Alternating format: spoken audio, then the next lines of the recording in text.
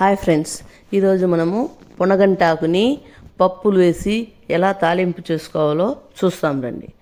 First పొనగంటాకు, ఇది నాటు పొనగంటాకు అండి. సూపర్గా ఉంటుంది టేస్ట్. చూడండి, ఆకులు కూడా చిన్న చిన్నదిగా ఎంత అందంగా ఉన్నాయో. ఈ ఆకుని నీళ్ళలో 2-3 సార్లు కడిగి వడపోసుకొని పక్కన పెట్టుకోవాలి. టమాటాలు, పచ్చిమిరపకాయలు, ఎండుమిరపకాయలు, తెల్లగడ్డలు కొట్టేసి అదంతా రెడీ చేసుకోవాలి. మళ్ళా కందిపప్పుని స్టవ్ మీద పెట్టి ఉడకబెట్టుకోవాలి.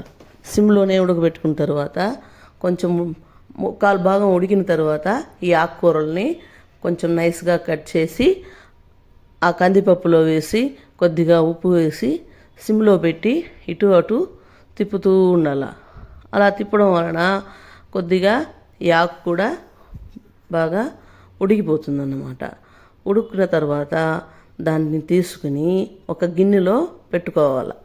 గిన్నెలో పెట్టుకున్న తర్వాత స్టవ్ మీద ఒక బాండిల్ పెట్టి ఆ బాండిల్లో తగినంత నూనె పోసి నూనె వేగిన తర్వాత నూనె వేడెక్కిన తర్వాత ఆవాలు, ఉద్దిపప్పు, శనగపప్పు, పచ్చిమిరపకాయలు, కరివేపాకు, ఎండుమిరపకాయలు కూడా 2 వేస్తే టేస్ట్గా ఉంటుంది. పచ్చిమిరపకాయలే కాకుండా అంతా వేసి, లేదా పొడి కొట్టించి పెట్టుకుంటాం కదా ఉత్తమిరపొడి, అవి కూడా వేసుకోవచ్చు. అప్పుడు ఇంకా బాగా ఉంటుంది. టెంకాయ తురిమి పెట్టుకోవాలన్నమాట. ఇవంతా వేసి ఒక్కొక్కటిగా వేగిన తర్వాత అంతా సన్నని మంట మీదే జరగాల. పని అయిపోవాలని స్పీడ్గా పెట్టకూడదు.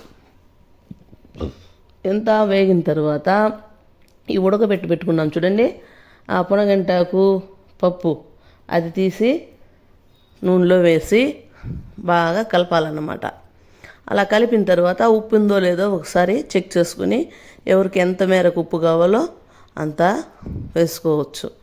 బాగా కలిపిన తర్వాత మిరప్పొడి, తెల్లగడ్డలు అంతా కొట్టేసి టెంకాయ తురిమి పెట్టుకుంటాం కదా అది కొట్టేసి బాగా కలిపినామంటే సూపర్గా రెడీ అయిపోతుందండి తాలింపు. ఆ తాలింపుని మనము అన్నంలోకి కలుపుకొని తినొచ్చు, నంచుకొని తినొచ్చు, సంగటిలోకి తినవచ్చు, పచ్చడి సంగటి వేసుకొని తాలింపు పెట్టుకొని తినొచ్చు. అంటే కారంగా చేసుకున్నప్పుడు ఇది బాగుంటుంది. సూపర్ అండి.